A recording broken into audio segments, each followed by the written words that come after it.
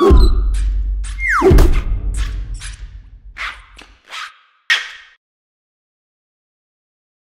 ho everyone, it's Michael here from goodereader.com. Peter's over here as well. And today we're going to talk about the best e-readers of 2018 and our personal picks. That is right. So, I mean, this year, Onyx released like 5 to 7 e-readers.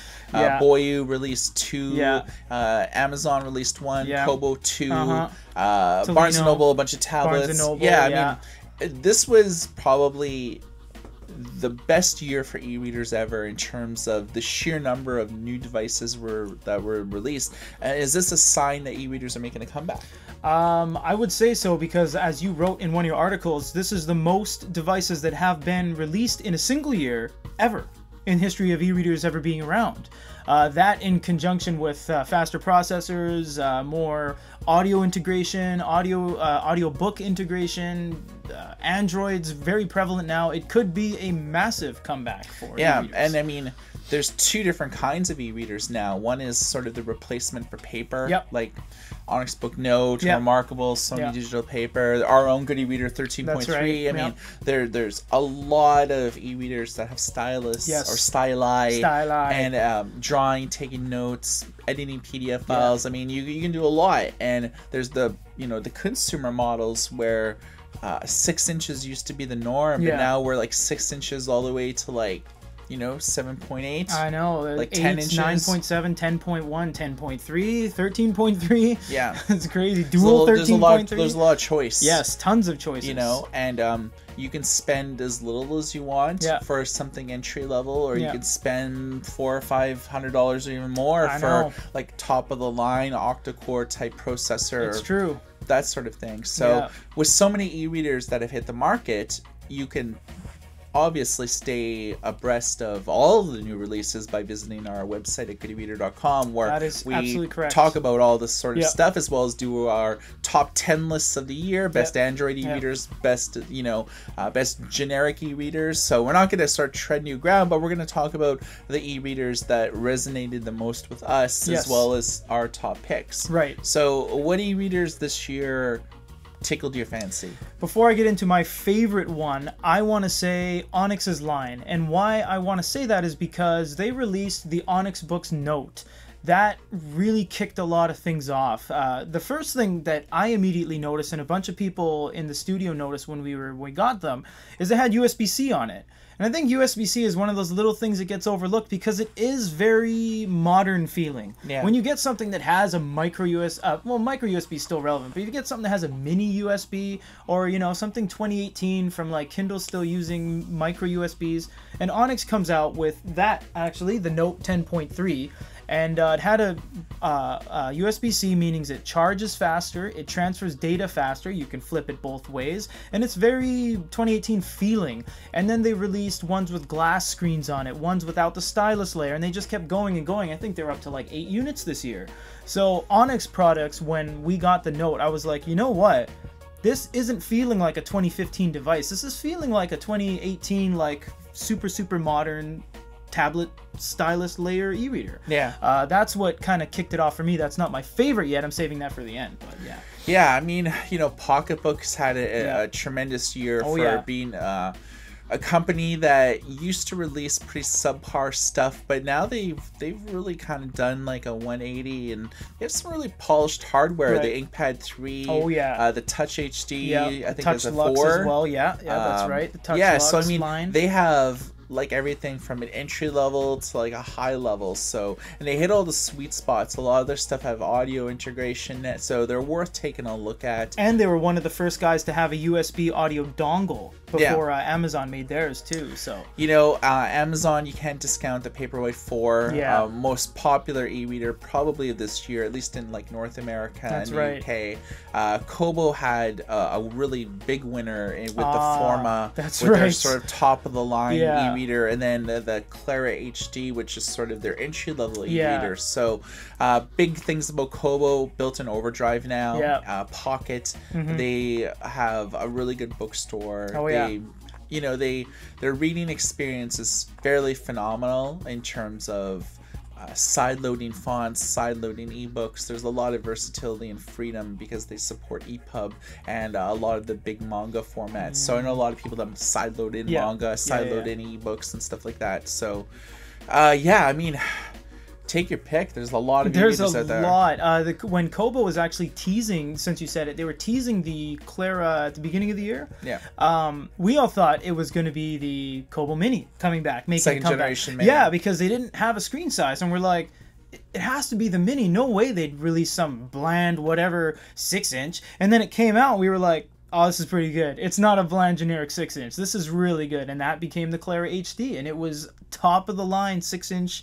Entry-level price, but you know, really good specs, really good build quality. The build quality is what's really popping out on Kobo Rakuten recently, their line of devices, and now that Tolino's under the same roof, they're using the same shells. So in that regard, Tolino's jumped up a step in physical hardware. Yeah, the new Tolino Shine is like the exact same as the Clara HD minus the software. You'll see a video on our YouTube channel that they're literally the same shell. Everything's in the same place. It's the same thing. Yeah. The software is different, the UI is different, of course, but it is the same shell. And why that happened is Kobo bought like the large percentage of the Tolino business from like Deutsche Telekom and some other companies. So Kobo's pretty well responsible for making the hardware for Tolino now. And on the counterpoint, Kobo is no longer selling their own Kobo branded e-readers in Germany because they don't want to compete against each other basically. Right. So if Tolino could stay strong and viable in Germany, then that's basically a win for Kobo because they make a lot of money from the sales of those devices. That's right, and you wouldn't want two of the same things in one country because then you're cannibalizing your own brand. People say, oh, I don't want Tolino, I want Kobo, vice versa. Little do they know they're buying the same thing, but you just don't want that self-competition. Totally. Yeah. So, best e-reader of the year, what do you pick? Best e-reader, man, I was thinking about this. I didn't tell Mike yet prior to this video, but I was thinking about it driving into the studio today. Tons of releases this year, but I have to pick the Kobo Mars. It is the highest spec e-reader ever made. It's higher spec in pretty much every regard of any other e-reader ever made. It's octa-core, it has 2 gigs of RAM, it has a larger screen size than a 6-inch, it's got 300 ppi, it's got a USB-C, it's got amazing glow light capabilities, it's got Google Play, it's got Android, it has absolutely everything. It can play videos, you know what I mean? You're not going to watch 4K movies on it, I get it, but it can play videos smooth enough to the point that you understand entirely what's going on. Yeah. When it came into our studio, we all cracked it open. We're like, oh my god, this thing is like, it looks good, it performs well. We turned it on, everything's snappy. It's 4 times quicker than basically anything else on the market. 2 times quicker than Onyx Book's products because they're still using quad core. It's next level. And when the MiMaS Chinese version came out that we tried in November, and that's a 10.3, that just showed us that, like we said at the beginning of this video, e-readers are starting to make a very visible comeback because all of their stuff is very modern, it's very fresh, it feels new, and it doesn't feel like just another, you know, Icarus or just another generic 6-inch device. These things are like good to the point where anybody can pick up and use them. Yeah. I'd have to say, boy, you like Kobo Mars. I'd go with Forma.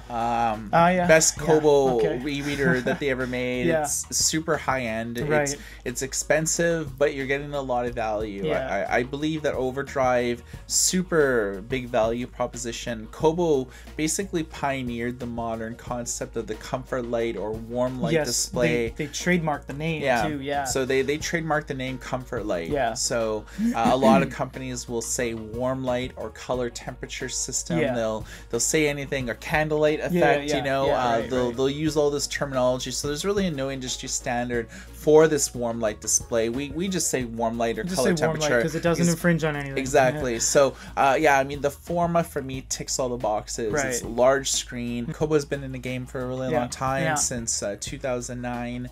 It's a super stable company. They release at least 1 or 2 new products a year. They run Linux, which I really like because it's optimized for everything that is built into the software. So like Overdrive Pocket, the e-reading software, battery life is really good, and I like Linux as an operating system for e-readers more than I like Android, because it tends to influence battery life because you're running Android apps as opposed to just like apps that are optimized for longer battery life, longer durations. You don't have Facebook in the background. Exactly. And stuff. Actually, you know what? Now that I think about that, when I was picking my favorite e-reader of the year, I only considered like, you know, super high spec Android devices, but that's not always the best thing, because I guess if I were to choose an e-reader that wasn't an Android based, it would probably be the Form as well. Only reason because, like Mike said, if you have, you know, a currency converter always running in the background, and your Instagram updates and your Facebook updates, and, you know, like simple games that are always have all these background things just running constantly. Background processes. Yeah, and, you know, so what if you have octa-core processing and 2 gigs of RAM? It's all eating away at your battery life. And the reason of running an e-reader, something that really separates it from tablets, is the fact that you charge it once and it should last for like a month plus. Yeah, but something has to be said for people using an e-ink device that has Android so they could run their favorite apps, but it's easier on the eyes. Yeah, unlike a smartphone true. and tablet where there's light shining in your eyes, melatonin suppression, there's, you know, ruining eyesight for like underdeveloped children and stuff like that. I mean, the lists go on why smartphones and tablets really aren't great for people. Same with like LCD screens. So like that's why a lot of people go with e-ink monitors by Dassault, or and that's why for, you know, with Sony or the other Onyx Books Max 2 Pro, where it can do screen mirroring and it doesn't even have to be powered. It has HDMI. Yeah, right. And now, you know, I just realized, because you said all that melatonin suppression. So if you were to download a blue light filter app for an e-reader and turn it on, what happens? I know, but you know, on like an LCD, you turn on, the screen goes orange. It wouldn't do anything, I know. Yeah. So you've heard our thoughts. Yes. We want to hear your retorts, if you will. Drop a comment below in the YouTube box. And if you're not a subscriber, subscribe to our channel.